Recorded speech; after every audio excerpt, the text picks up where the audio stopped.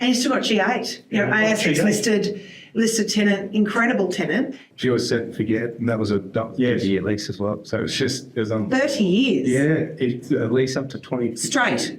Straight. With what kind of increases? 2.5. Wow. So, you can set and forget that income for a long time. Welcome to Portfolio, the Burgess Rawson Podcast, and we're at episode 3, and I am here with Darren, Beehag and Yosh Mendis. Welcome. Thanks, Ingrid. Thanks, Good to be Ingrid. here. So today, let's talk about the auctions. It's more than just the auctions. It's also about portfolio. And the portfolio auctions are one way of selling, but we also obviously divest properties for our clients by EOI, private sale, and every other way. So Portfolio 172, we've divested and helped our clients on over $141 million worth of property in a period of 6 weeks. And it was a blended yield of 4.88%. Just an incredible outcome in this market, especially considering that the RBA has clearly said that they're leaving interest rates at the same point until at least mid to halfway through 2025. So I'll start with you, Yosh. What was your favourite property of the auction and why? I think I can't get past childcare. I think it's. I love that property. I just love it. I think we spoke about it last podcast, and I think even from that day we were pretty excited, and it performed. Straight after that auction, we were all talking about it. It was an asset that we knew was going to perform well on the market and grow strong through the process. It had really strong fundamentals. It had a great, large land holding of 3,500 metres. You had a good long-term lease to 2032. You had a great tenant. Yeah. Frugal surgical, unbelievable business fundamentals, like storage of stem cells. It's impossible to relocate. And I think from an investor perspective, it was seen as a rare opportunity that is hard to replicate. Medical industrial. Yeah. I think you actually touched on something there is from an investor perspective. What I find is that people think of industrial property as sheds for industrial people to buy more sheds. What it presented was a leased investment which private capital are really, really interested in. They're interested in set and forget passive investments. And I think often people pigeonhole industrial into something different. But with long-term leases, quality tenants who are looking after the whole property, it's a leased investment. And a sticky fit out. Sticky fit out is something that we talk about extensively. Tenants who've done heavy capital intensive fit outs, it's very, very difficult for them to relocate. And they're absolutely wed to the property. And I think that underpins confidence in our investors as well. And the great thing with it is it was future-proofed. There was actually some land at the rear of the property that provided some expansionary space for the tenant, and those terms were already agreed in the lease as well. So from an investor perspective, they had the long-term lease. If they do need a bit of expansion space, the landholding actually allowed for it as well. Yes, yeah. And I couldn't believe the bidding. I mean, I think we had 7 really active parties, huge amount of bidding. I was amazed by the competitiveness in the room of passive investors seeking that property. Oh, it was incredible. It ended, selling it at a yield of 4.61%. It was a phenomenal auction. And it shows you the power of the auction for leased investments. Darren, what was your favourite property? Yeah, it's a hard one, isn't it? There was such a good list of properties and a real diversity of yields, as we've seen, starting from about 4.5% up to 9%. So there really was something for everyone. But the standout one for me was Greenway, Ingrid, and that was the Viva service station, the Shell. And we had multiple bidders on that one, as we did with a number of the properties. But the thing about this one was that we had local Canberra bidders. We had a bidder from WA, we had bidders from Melbourne and Sydney. So all of those bidders recognised the quality in the real estate with this property at Greenway. It was on a big site of 3,129 square metres. It was surrounded by national tenants. It had 2 big shopping centres very close to the service station. It had Bunnings just down the road. And it also was big enough to accommodate a Jack's Tyres as well. So you only had one lease. It was one lease over the entire property to Viva. So you only had one thing to worry about, and that was Viva. Nothing to worry about, really. And you still get the secondary tenant. And that was something that we saw in the auction with the OTRs.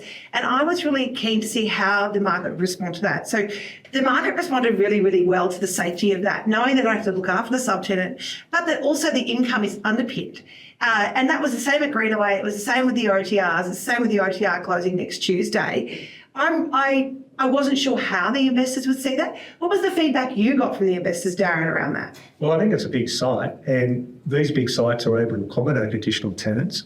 That helps compensate the rent for the main tenant who's picking up rent from those secondary tenants.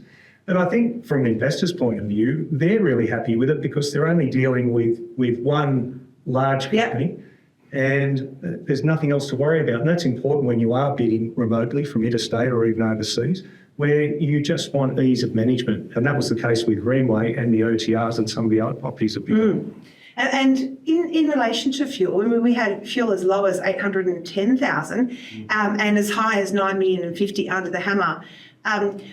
So I suppose fuel was providing something for everyone, which I really, really liked. What else did you observe around the fuel market, Yosh, seeing that there had been such a lack of supply? What were you seeing? What was the investor feedback you were getting?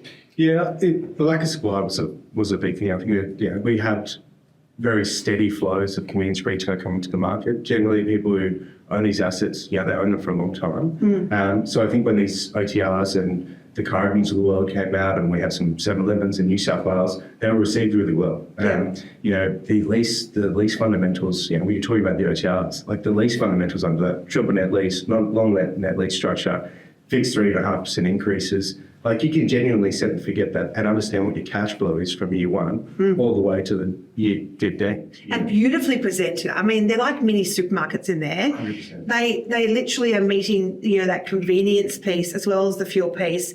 And that's what I really like about them as well. It's not just fuel. Having said that, of course, I mean, I'm a huge believer in the future of fuel, considering the popularity of fuel-based cars and the longevity of those cars into the future. I mean, average car life, 12 years or something, and we're selling that many of them. So what else did you see about the fuel? Who bought these? Was it still fuel buyers buying fuel, or was it now private investors? It was a mixture. Right. So across all the inquiry we had, out of all the inquiry we had across our fuel over 6 weeks, we had 666 inquiries or 667 inquiries across. And were they new inquiries? You hadn't inquired about fuel before? It's a mixture, but that is a unique inquiry across all our community retail assets over the past 6 weeks in this portfolio. So that's 667 individual people inquiring on a fuel asset to understand what that asset's all about. Wow. It was really, really nice to see. I think also investors are recognising just how strong the real estate is with service stations. They're always in the best position. They're generally a corner position and they're generally a fair chunk size of land. Yeah. So it sort of tick all the boxes, don't they? And also, as you say, they're the best leases under the land as well. Yep. They're generally, and they were very good leases, they were triple net leases. We've got to be careful when we use the expression triple net. Everybody has a different definition, but they were as good as you get. And so was Greenway. Very similar leases where everything was on the tenant, maintenance, replacement of tanks. Am I correct in saying that for the OTR? It certainly was the case for Greenway. So. And do they pay all the outgoes, including land tax, council rates, etc.? Because I think that's an important thing. I know that feedback from investors in my level in Canberra, and same with Victoria, is that we've got quite high statutory charges. And so the protection under the lease against that, which allows you to lock that income in, I think is also attractive. Darren, how did you go with the inquiry? I mean, obviously Canberra, 99-year leases. No one owns property per se in Canberra. How did you find investors responded to that? I mean, obviously 5.44%, they responded very well. But is that an educational piece that you have to go down? It is a little bit, Ingrid, because it is unique if you are from another state. But the thing is, value is treated the same as freehold. So for financing purposes, it's not an issue. They value up the same as a freehold property in another state. There was very little resistance once people understand that. And that's the main thing. You need to be able to finance these properties. And when you know that a value is going to treat it the same as a property in another state, well, there's your comfort. We trade freehold like they trade leasehold. Exactly. That's the reality of it. There's always an educational piece, but I think it's important to kind of flag it for especially investors listening to the podcast who may not have looked at Canberra and don't fully understand it. I mean, Canberra is an amazing area insofar as it's basically split into 4 areas, Greenway being in Tuggeranong, Tuggeranong being one of the fastest growing areas. And Canberra's got incredible underlying land value as a result of huge government jobs and government funding within the area. So it's definitely one to look at from an investment point of view. The other one that I saw really interesting, which people often don't look at as well, is WA. And I almost see it a bit similar to Canberra. So what I like about WA is obviously we've got, much softer yield. So if you're looking for a yield play, WA seems to have it. Yosh, what was your favourite property that came out of WA?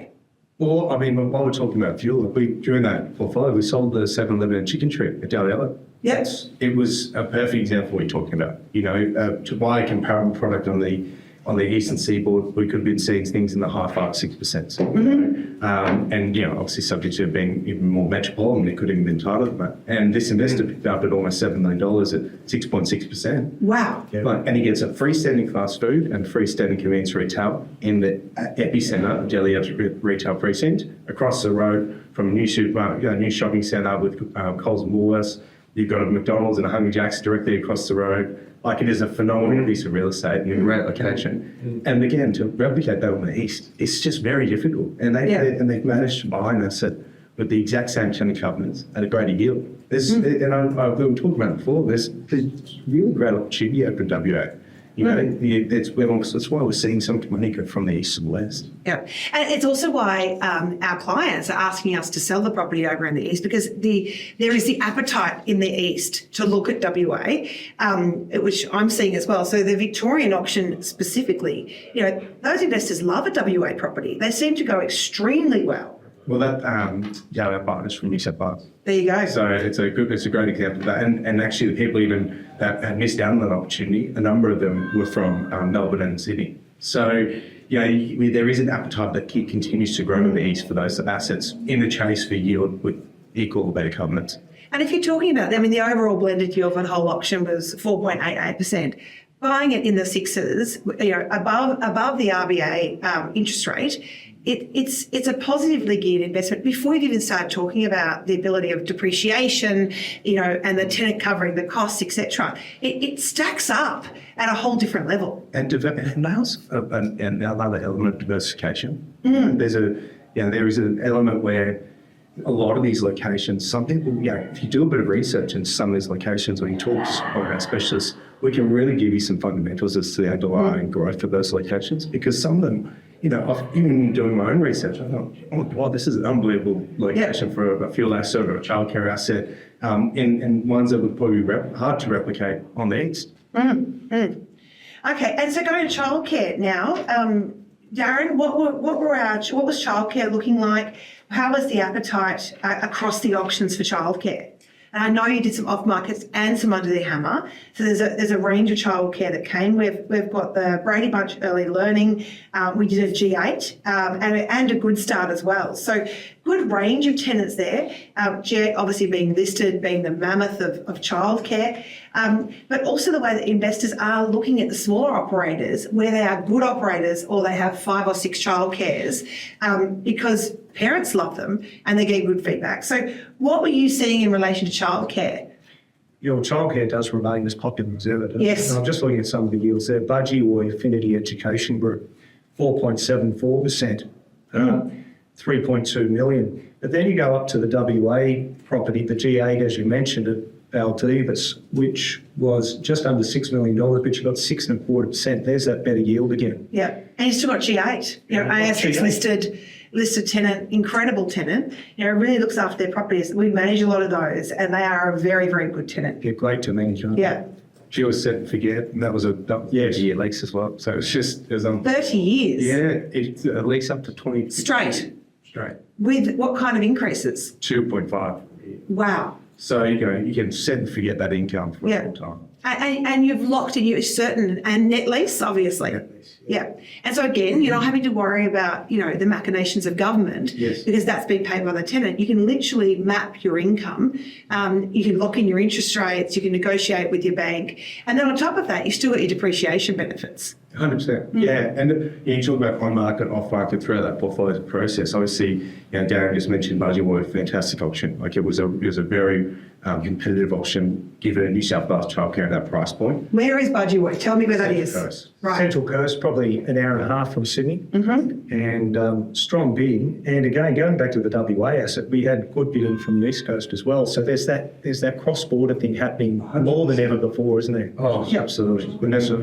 in addition to those, we actually ended up selling a childcare centre off market in Chisholm, leased to Little Zach's. So that's the Chisholm's out towards Thornton, north of Sydney. Right. Beautiful location within the Waterford estate, huge 3,500 metre land holding, 88 place centre to Little Zach's on a 17-year lease.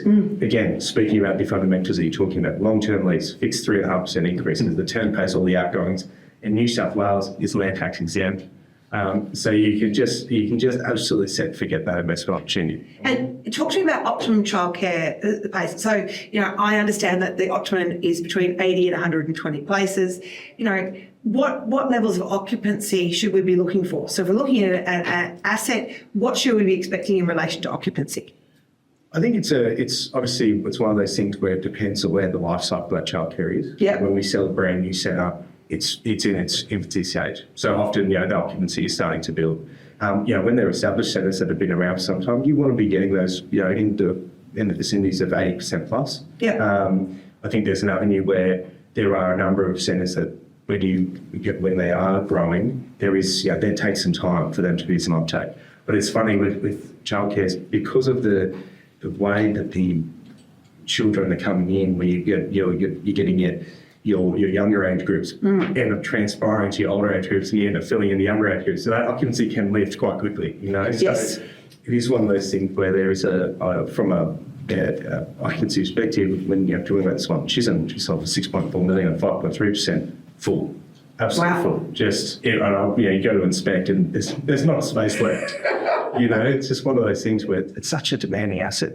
Yeah. And also, Yosh, the investors can rely to some extent on the DD that the tenant has done to be able to go to that location in the first place. These things don't happen overnight, as we know. These are often planned for 1, 2, 3, 4 years out. Tenant does a lot of DD, and it's the same with fast food. We've spoken about fuel. Bunnings, these major tenants do a lot of DD. There's a lot of checks that they've got to go through to be able to get these things completed. And that gives me so much confidence, the fact that they've done the DD work for them. The other thing I obviously saw coming through the auction again, which I've been seeing, obviously I'm in the sign-up room, you guys get to have all the fun, but the feedback I'm constantly getting is this transference from residential to commercial. I would say in every auction room, at least 1 to 2 people are coming out of residential into commercial. Darren, what would you say to someone who's never bought commercial before? It's a bit mysterious, a bit unknown. They understand residential, they understand the idea of being a landlord and their responsibilities. What kind of things would you say to them to demystify that changeover, and what should they be looking for when they come to our auctions? Well, the first thing I'd say, Ingrid, as an outsider looking into the residential industry, the level of compliance these days is just, I could never understand all the compliance, all the legislation. So that's number one. Number two, the returns you're getting in residential are quite often less than 1%. You might be getting 2.5% if you're very, very lucky, depending on the location. Yeah. So you're going to get a better return in commercial. Quite often, particularly with some of these leases in childcare and fuel, as we've mentioned, land tax is a recoverable outcome, as we've said. I think that's hurting the residential industry and very much from an investment perspective. And commercial, particularly if you've got these triple net leases that we've seen on some of these properties, you've just got very clean, easily understood returns. You know exactly where you are. There's no surprises. And it's for a long period. We're not talking about a lease for 6 months or 12 months. We're talking about a lease for 10 or 15 years perhaps. That goes up incrementally every year, quite often with a known fixed percentage increase or CPI. So it's a given. So I think it takes the uncertainty out of it.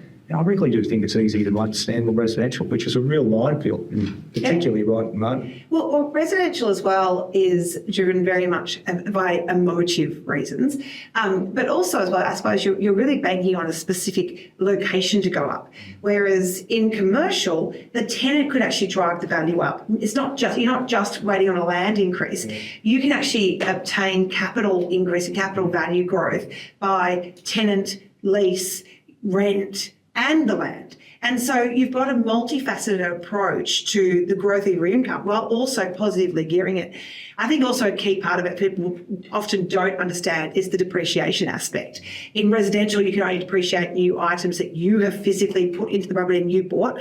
Whereas in commercial, it's still the traditional depreciation rules, which allows you to get a proper depreciation report and depreciate all the assets that you own within the property. And so I think often people also don't fully appreciate what the true return is on a commercial property. And we can obviously help with those calculations and help with those reports, and we include them in the IMs, etc. But that's something that we can always help them with.